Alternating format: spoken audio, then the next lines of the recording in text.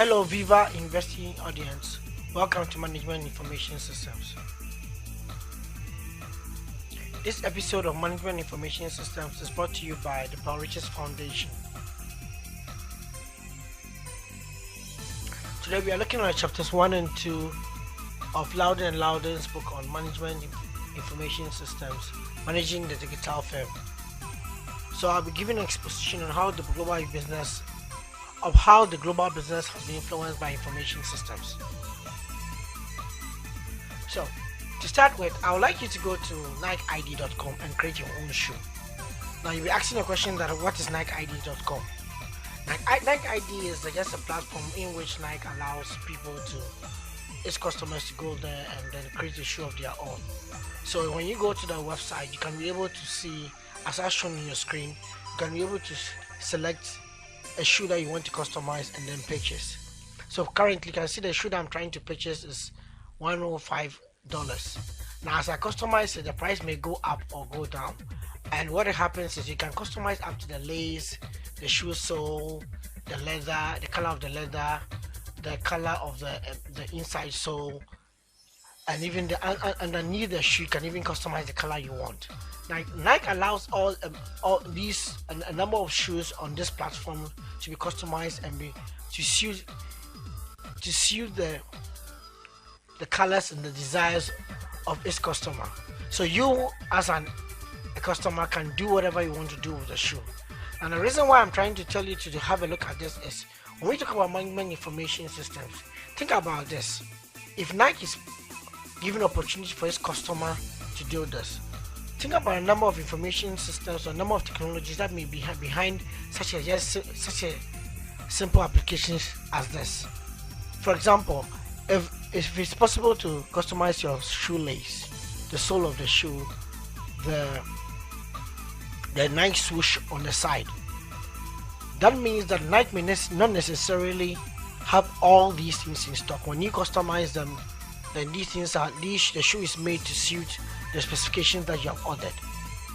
That means that there should be a number of technologies and applications that are intelligent enough to be able to recognize what the customer has selected and communicate it back to the manufacturing process for the shoe to be produced. Now Nike is not the only one that does such a detailed level of customization. Today other computer companies like Dell allow you to customize the computer that you want to buy from them. So they give you a base configuration that you can build upon that.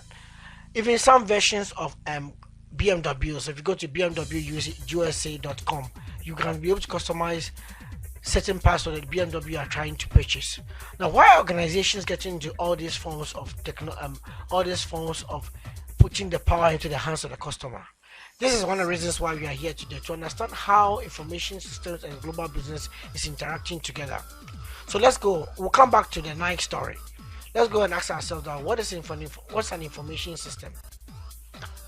If you look at the Nike, for the Nike system to work, that means that there should be people, there should be policy, there should be procedures, there should be laws, and there should be technologies that work in and interact together to collect information from the customer and produce the customer's shoe. So in a nutshell, an information system is an arrangement of people, data, processes, information technology that interact to collect, process, store, and provide as output the information needed to support an organization. Now, this information may feed into a process. So, for example, in Nike, there is a complex interrelationship between people, data, processes, and technologies to collect and process and store the information that is taken from the customer and output it as a product to the customer. Now, as is mentioned, information system is not just about technology, but it's also about the people. So what is it? But what is information technology itself? You may hear it about it in a lot of as one of the jargons that is thrown about in today's discussions of anything related to information.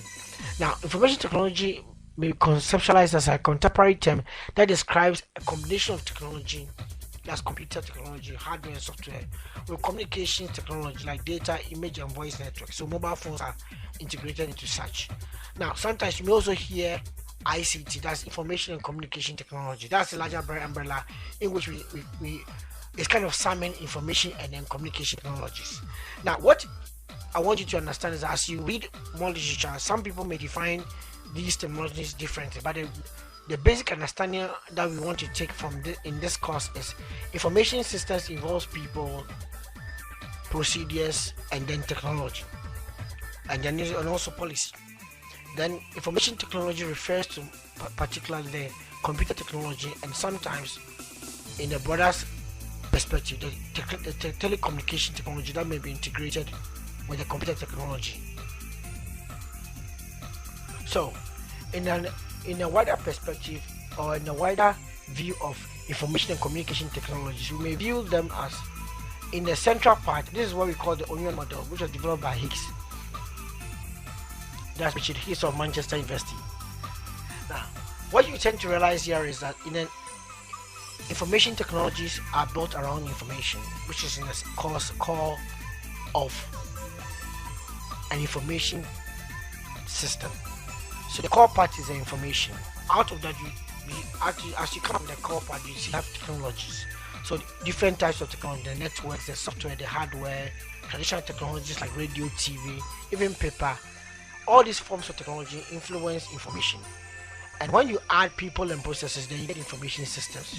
Now, when you step in the larger umbrella, you have to understand that information systems is embedded in an environment. That's institutions, political, economic, legal, marketing organizations.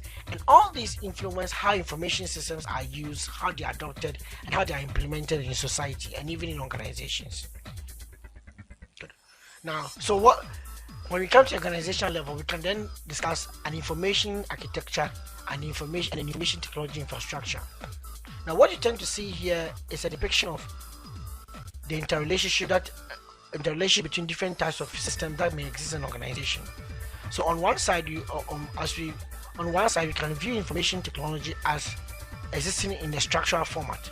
That there are different types of information systems that operate at the operational level, the knowledge level, the management level, and the strategic level. On the other side, you can also see information technology as operating in the functional roles like sales, manufacturing, finance, accounting, and human resources. Now we're going to go back to these things as we go through this particular presentation.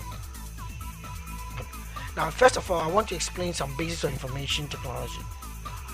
Before we get information, there's what we call data. The data are streams of raw facts that represent events such as business transactions. Now, when you put these raw facts together to become useful in making decisions, we have information. So, for example, in a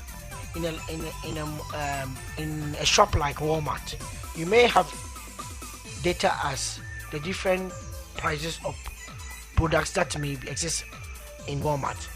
Now, when those information is put together at the end of a sales event or a sales day, but you're able to know that this product, 10 or 20 of it was sold, and you're able to make decision on the fact that after selling 5 out of the 10 products, you need to replenish the 5 that has been taken away.